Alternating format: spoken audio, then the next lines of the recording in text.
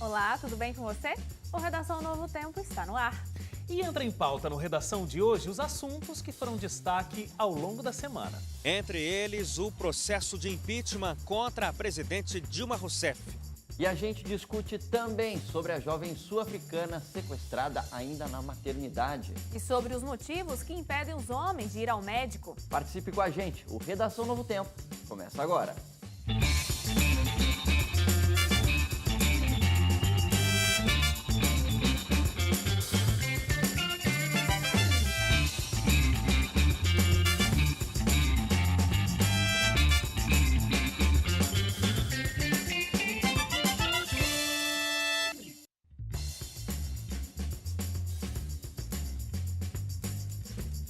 Começa agora o nosso Redação Novo Tempo. Muito obrigado porque você está aqui com a gente mais uma vez. E você sabe, né? O convite é aqui para que você não só assista a esse programa, mas você participe intensamente do nosso diálogo, como se você estivesse aqui no sofá do Redação Novo Tempo. E para isso, nós temos as nossas redes sociais, novotempo.com/jornalismo, facebook.com/ntjornalismo. Você encontra a gente também no Twitter e no Instagram, no @NTJornalismo.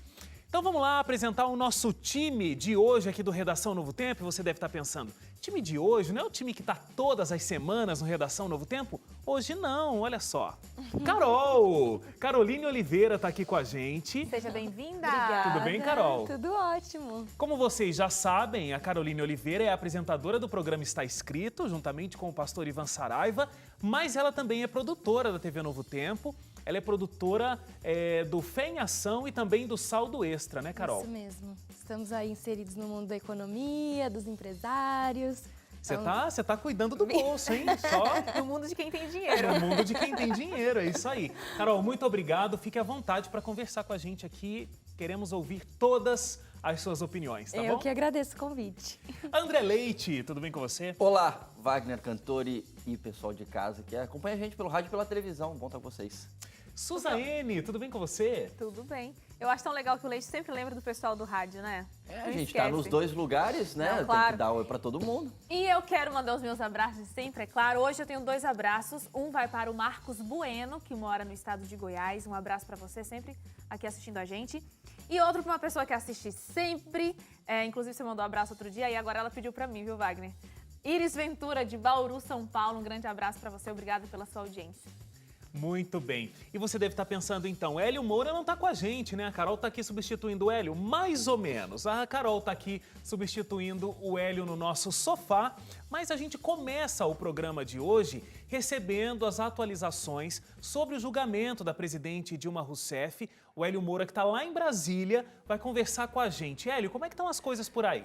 Pois é, Wagner. Oi, primeiro deixa eu dar uma boa noite também para vocês aí sentados no sofá. Dessa vez eu não consegui estar aí. Leite, Suzaene, Wagner, tá vendo, Suzaene, hoje eu mandando abraço daqui de Brasília para você.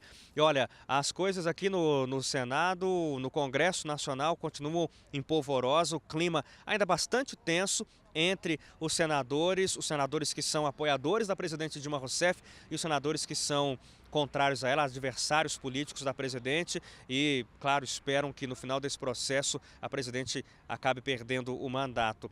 Aliás, nessa semana a gente conversou com vários senadores já aqui em Brasília e de maneira bastante concreta, eu diria, a perspectiva é de que no fim das contas, daqui a pouco, já na terça-feira, talvez na madrugada de quarta, quando o veredito final for revelado, a presidente Dilma deve, de fato, ser afastada da presidência da República. As contas da situação dos senadores que são hoje apoiadores do governo interino de Michel Temer e adversários de Dilma, pelas contas desses senadores, pelo menos 62 devem votar pela cassação do mandato da presidente, o que é bem mais do que o necessário. São 54 votos os necessários para que o pedido de impeachment seja aceito pelo Senado. Os senadores têm desde quinta-feira ouvido testemunhas, eles têm conversado muito, debatido muito, brigado, discutido veementemente, perdendo muitas vezes até o decoro, a educação no trato com os colegas. É o momento político que acirra esses ânimos todos, Wagner. Mas a gente continua acompanhando aqui na segunda-feira quarta-feira, a presidente Dilma vai ser ouvida, vai ser a primeira vez que ela será ouvida desde que o processo teve início ainda lá na Câmara. Ela nunca nunca compareceu, sempre enviou só o advogado, mas ela garantiu que na segunda vai estar aqui para ser ouvida pelos senadores e para falar com eles também, numa última tentativa de, quem sabe, mudar a opinião daqueles que pensam mesmo em votar contra ela. Eu volto para vocês aí no estúdio e a qualquer momento, se quiserem, podem chamar que a gente volta. Muito obrigado, Hélio. E com certeza a gente vai discutir ainda esse assunto aqui no Redação e o Jornal da Novo Tempo, ao longo de todo o processo, vai estar acompanhando esse momento histórico da nossa nação. Muito obrigado, Hélio. Vamos lá então, gente. Vamos lá. Nós também temos os nossos destaques aqui, né? Suzane, quer dizer então que a venda dos imóveis, elas caíram no primeiro semestre de 2016. Nossa, quando você me fez essa pergunta, eu me senti uma especialista da economia agora. Pois é, me explique tudo, Suzane, por quê, o que acontece, mas talvez a gente possa perguntar para Carol, né, que é a pessoa lá dos empreendimentos e da economia. É verdade. Menos, né, Carol? Entendo só do meu apartamento, por enquanto.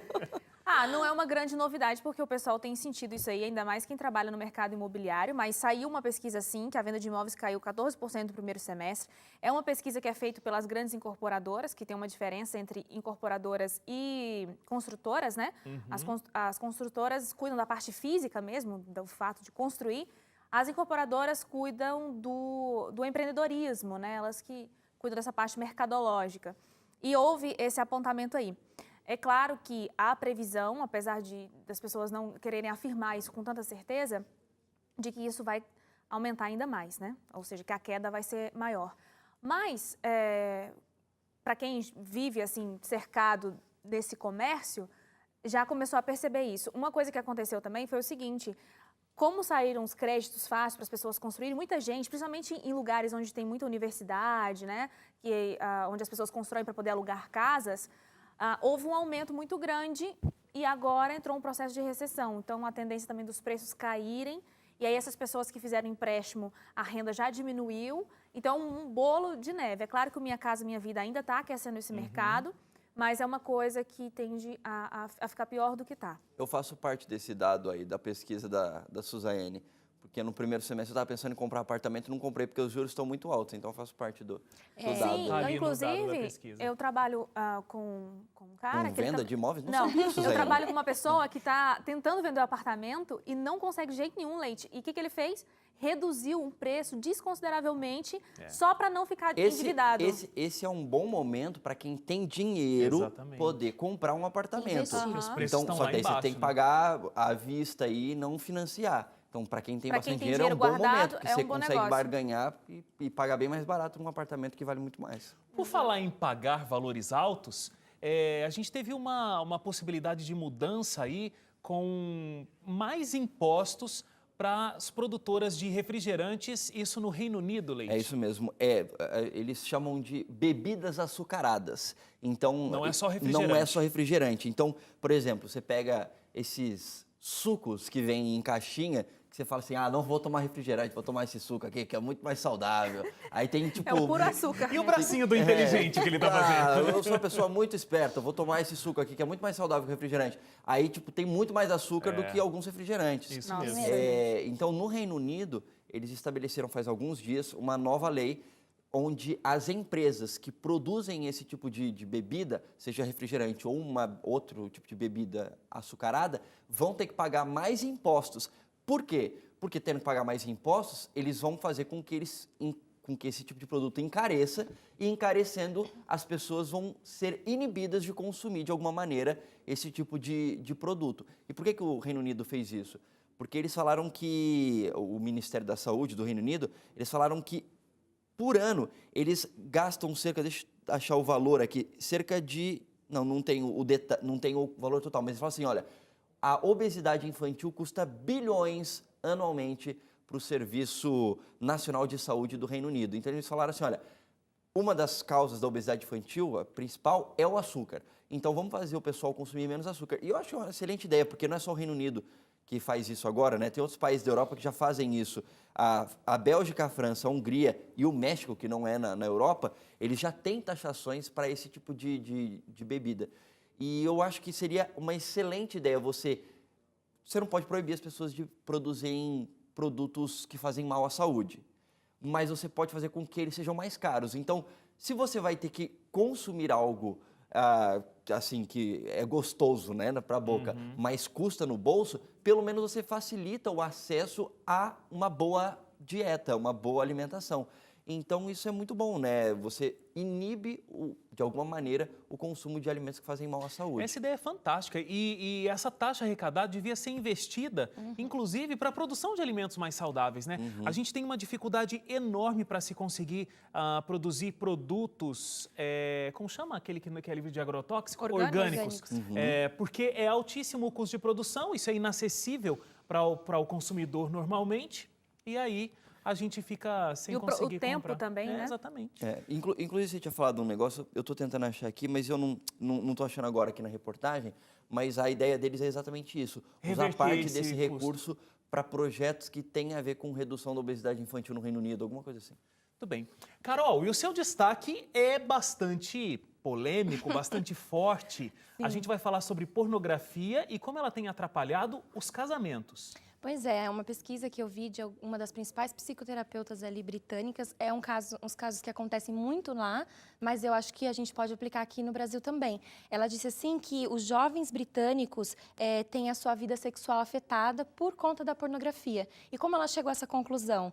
Ela ali atendia casos de disfunção erétil, problemas sexuais em idosos. E aí começou a aparecer mais pacientes jovens. Aí ela se perguntou qual é o motivo disso, né? E a primeira pergunta que ela faz para o paciente é: você faz uso de pornografia? E a maioria deles concorda. Então, ela chegou a essa conclusão, através de uma outra pesquisa bem aprofundada, que a pornografia afeta diretamente na vida sexual dos jovens. E a gente pode aplicar para nós também, né? Como é que está a situação aqui no Brasil? Porque é um tema polêmico, é difícil o pessoal conversar sobre isso, mas acredito que é muito comum e recorrente. E muita gente acha que é super comum passar pela fase da adolescência, Natural. da puberdade e consumir pornografia, como se fosse algo assim normal. Acontece e não tem E como muitos mudar. extrapolam essa fase da adolescência, da puberdade e vivem a juventude, vida adulta, fazendo uso da pornografia. Eu entrevistei recentemente uma psicóloga falando sobre isso no Identidade Geral, falando sobre pornografia,